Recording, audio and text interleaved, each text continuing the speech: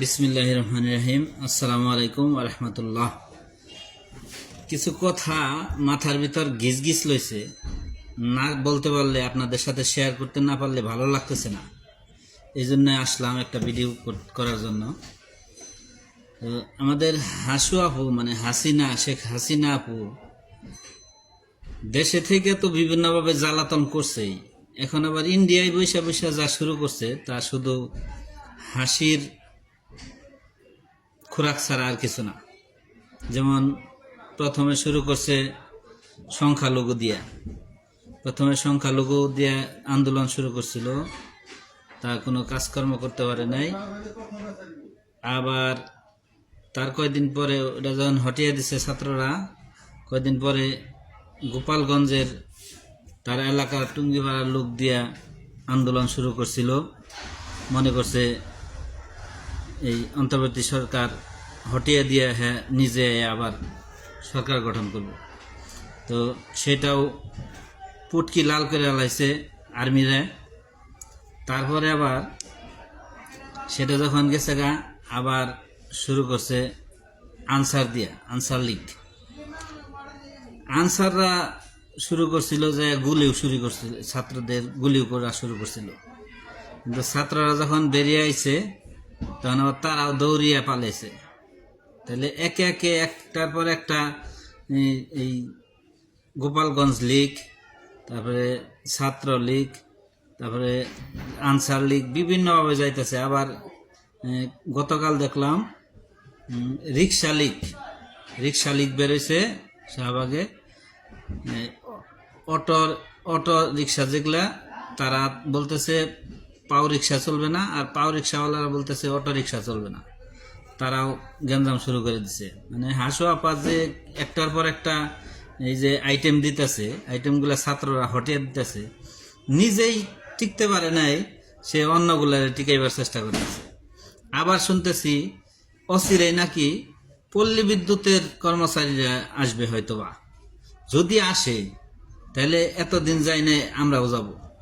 পল্লী বিদ্যুতের কোনো কর্মকর্তার আমাদের দরকার নাই, পিটিয়ে সব খেদান লাগবো।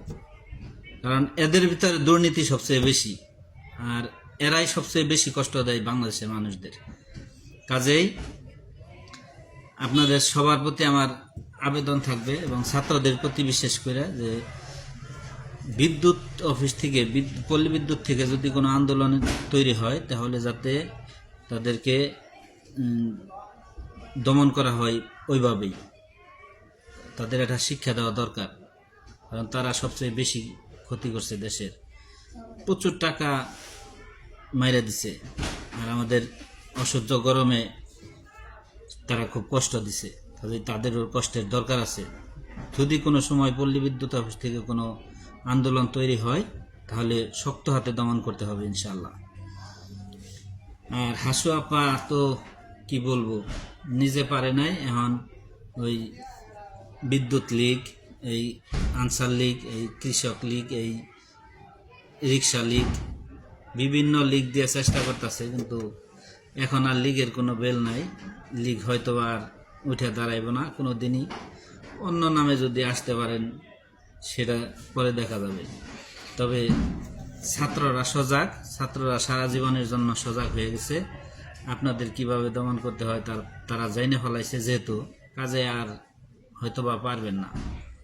তো যাই হোক, আমরা চাই দেশের শান্তি, দেশটা শান্তিতে চলুক।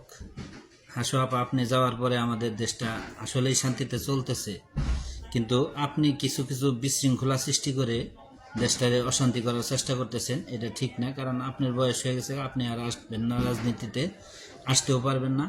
কাজেই আপনাকে দয়া করে আপনি দেশের মানুষকে আর অশান্তি দিয়েন না প্লিজ। দেশটাকে পরিবর্তন করে ভদ্র রাষ্ট্রে পরিণত করুক, এটা আমরা দোয়া করি এবং সহযোগিতা করব ইনশাল্লাহ। সমস্ত দেশে যারা আওয়ামী লীগ আছে, এখনও যারা আওয়ামী লীগকে সাপোর্ট করেন মনে মনে, তাদেরকে বলবো আপনারাও পরিবর্তন হয়ে যান। কারণ আওয়ামী লীগ হয়তো বা আর কোনো দিনে আসবে কিনা তা বলা যাবে না। তবে দেশটা যে এখন ভালো হবে, পরিবর্তন হবে, সেখানে সহযোগিতা করেন, এই আশা ব্যক্ত করি। কথা শেষ করছি। আসসালামু আলাইকুম রহমতুল্লাহ।